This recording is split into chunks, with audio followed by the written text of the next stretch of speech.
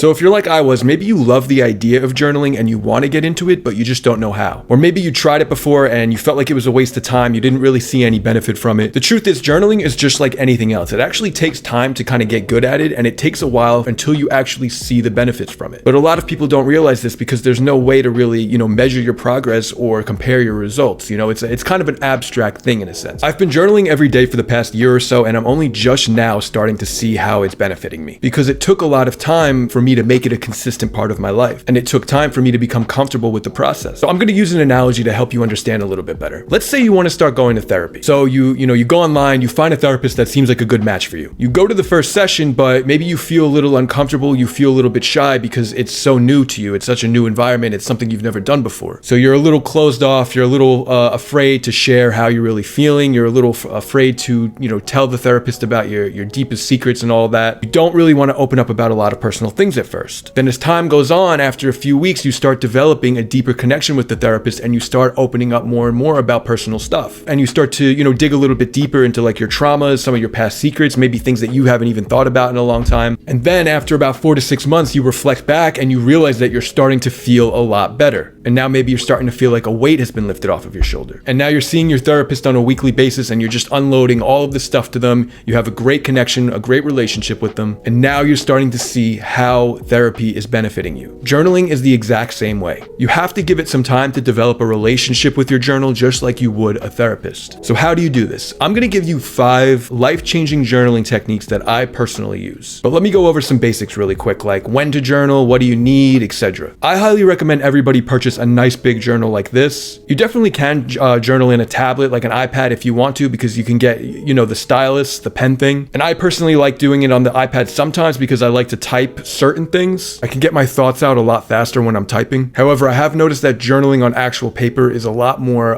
therapeutic and a lot more effective. The fact that it actually takes more time to write everything out on paper is a good thing because it puts you more in a state of mindfulness and it helps you to actually connect to what you are writing. And research has shown that writing by hand increases memory and it increases brain activity. But like I said, sometimes I might be impatient. I just want to get an idea out real quick, so I might bring out the iPad and just type it out real fast. I also might use the iPad for more logical journaling, like if I want to write some ideas about this business, about creating videos, or maybe if I want to set some goals, that kind of stuff I might type out on the iPad. But the handwritten journal is a lot more intimate, I guess you could say, and like a lot more personal. I use the handwritten journal to really reflect on how I'm feeling and, write down a lot of my ideas, a lot of my insights. So my suggestion would be to have both as an option and to use whatever you're feeling that day. In terms of when to journal, I would say morning and night seem to be the best times. When you first wake up in the morning, you're very alert, you're very refreshed. But nighttime is also really good because you can kind of reflect back on what happened that day and you can write about all of your events. I personally prefer morning, but I would say it really depends on you and your lifestyle. I would try both and see which one works better for you. All right, so here are the 5 techniques. Number 1 is what I like to call honesty journaling.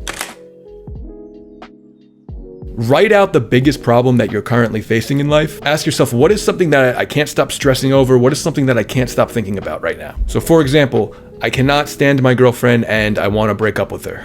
Or I feel really far behind in life compared to other people my age and it's making me feel very depressed. Be brutally honest with yourself and write as much as you can. It's going to be kind of uncomfortable, but you have to be real with yourself here. Then you want to ask yourself something like, what do I have to do to solve this problem? This is the tricky part because your mind is going to want to write a bunch of nonsense to avoid the very obvious solution. But you can't let that happen. You have to be honest. You have to be so honest right here that it's going to be scary and painful to admit. The reason that this type of honesty journaling is so powerful because this is where you'll actually find solutions to the problems that you're facing in life. Once you decide what the issue is and how to resolve it, you can now start writing down the actual steps that you need to take to get there. So for example, if you say something like, I've never had a girlfriend. Okay, well, step 1, I can change up my wardrobe. I could start dressing a little bit better. I could work on my appearance. 2, I could practice, holding stronger eye contact, practice starting more conversations with women. This is just an example, but something like this. You could start devising a simple plan of action and then you can force yourself to follow through with it. And by the way, when you actually write this stuff out, you'll be more inclined to actually follow through with what you write. Life is never going to change without taking risks, making mistakes, failing, learning from your failures, constantly improving, and you can have a place where you can record all of this. It makes things a lot more efficient when you're actually writing everything down. And then number 2, I have documenting journeys.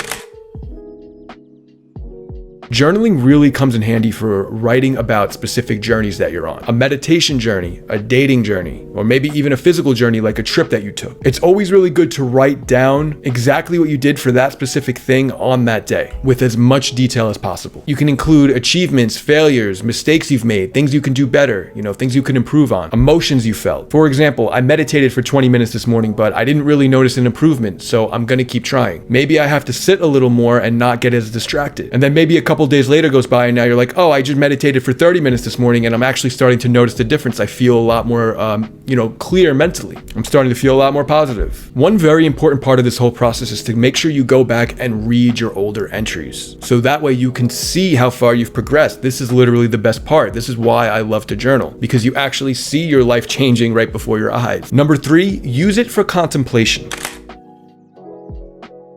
Contemplating, by definition, is the act of looking thoughtfully at something for a long period of time. Contemplation is when you actively think about something with mindfulness and presence. Our usual thoughts are kind of intrusive. We don't really control them, right? They kind of just come and go like rain, like clouds. But when you contemplate, you're actually trying to figure something out, almost like as if you were solving a math problem. You aren't just passively thinking, you're actively thinking about something. So for example, here I'm looking now, I wrote the question, what is confidence? I started by writing out, what do I think the qualities of a truly confident person are? And then I started writing, how does one actually get these qualities? And then as I wrote a little bit more, I wrote about a page, I came to the conclusion that confidence isn't about, gaining anything or changing yourself. It's about fully accepting who you are. And when you do this, when you contemplate, make sure you're writing from your own experience. Try not to use any past reference from any external material or anything that anybody may have said. Write down what you actually think and believe from the bottom of your heart. There's something really powerful about contemplating about something and actually coming to a unique insight that you actually came up with. Number 3, use it to set goals. By the way, you can have different journals for each of these things. You can have one journal for contemplation, one journal for goal setting. I think that that's a really good idea. It keeps things more organized. So if you have a specific journal just for your goals, you can use it for short-term goal setting and long-term goal setting. So for example, if you just want to set goals for the day, you could put, read book for 20 minutes, lift weights for 45 minutes, start online course, kind of like a to-do list, but you'll actually follow through with it if you have it written down. For long-term goals, it could be something like, goals for the next 6 months. Talk to a new person every day. Lose 10 pounds. Read 3 books. And in this same space, I would recommend writing about your progress on each thing every single day. This will help to kind of hold you accountable. My biggest problem with this personally is just staying organized, because sometimes I'll write down goals, but then they'll get sort of like lost within the pages. So a solution for this, for example, you have a journal specifically for goals, you can rewrite them at the top of each page every single day. And then below it, you can write about the progress that you're making. I think that that's a good idea, and it'll remind you of them so they don't just get lost and lost within the pages and you forget about them. Okay, so the 4th one I have is shadow work journaling.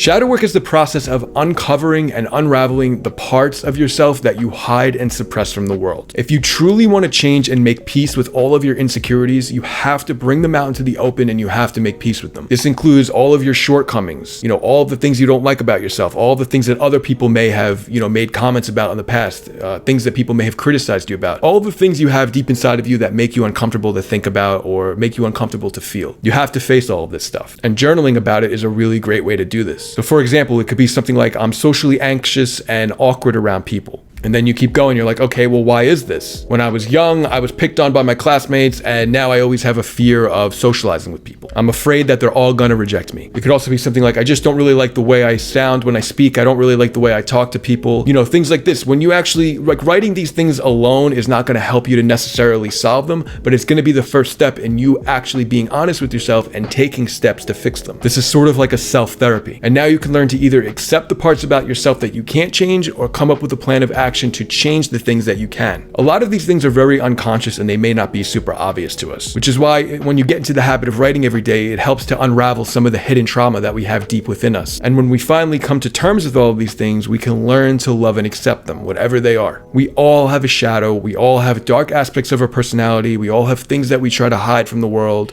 We have things we don't like about ourselves. Everybody has this to some degree. It's just a natural part of who we are. It's a natural part of the human condition. But when we try to deny them, it results in things like low self-esteem, anxiety, depression, social awkwardness, etc. Shadow work can be very complex and nuanced, and I'm going to do a more detailed video of this in the future. But for now, I'll post some questions below that you can journal about. Ask yourself these questions and sort of just wait for an answer. It may feel a little weird, but try not to overthink it. You don't want to use too much of your logical mind. You want an answer to come up from the heart. Take note of what the answer is and write it in your journal without judgment. Number 5 is my favorite: conversing with yourself.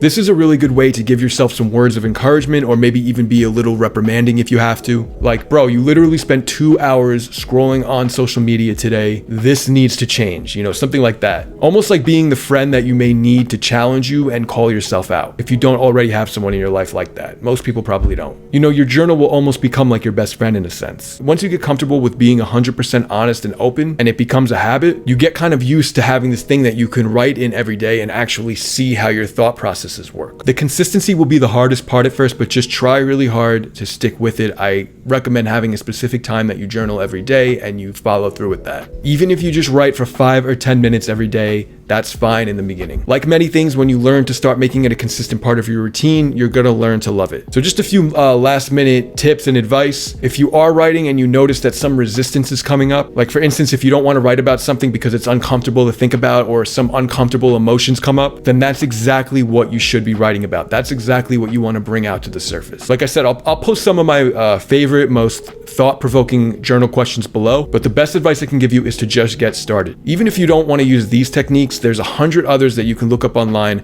Just get into the habit of starting to write every day. Don't overthink it. If you sit down with a journal and you don't even know what to write, you can literally write that. Literally write, I want a journal, but I'm not really sure what to write.